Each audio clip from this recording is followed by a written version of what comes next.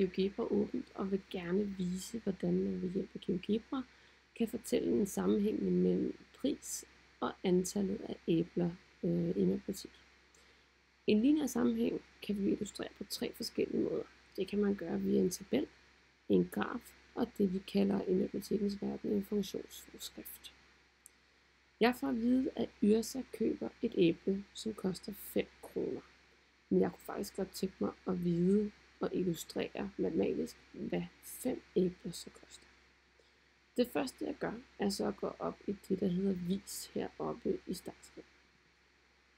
Og her trykker jeg på regnearket. Så kommer regnearket frem. Den første kolonne her, det er altid x, fordi det er den vandrette linje i vores koordinatsystem. B-kolonnen er altid y, altså den lodrette.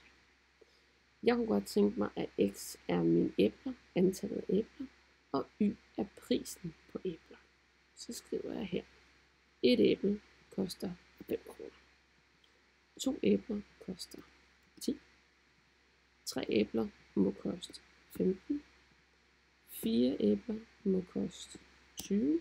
Og 5 æbler må så koste 25. Nu har jeg vist en sammenhæng mellem antal æbler og pris via en tabel.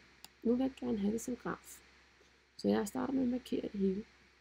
Og så går jeg herop, øverst op i venstre hjørne og trykker på det, der hedder analyse. Det er de her søjler heroppe. Jeg trykker på den, og så kommer jeg ned på regressionsanalyse. Og man skal ikke lægge så meget i ordet regression endnu.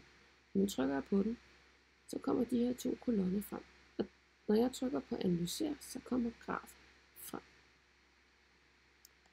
Her viser GeoGebra, hvad sammenhængen mellem pris og antal æbler er. Og hernede kommer funktionsforskriften.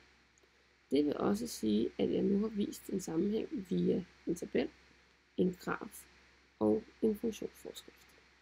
Det kan være, at jeg bliver bedt om at finde ud af, okay, hvis 5 kroner koster, kigger vi her, 25, hvad koster 200 æbler så? Så kan jeg gå herned og skrive 200. Og så gør den det, at den sætter 200 ind på x's plads i ligningen, så den siger 5 gange 200. Så trykker man enter, og det er lige med 1000 kroner. 200 æbler af 5 kroner koster derfor 1000 kroner. GeoGebra kan rigtig mange ting. Lærer man at bruge det, så er man rigtig godt stillet.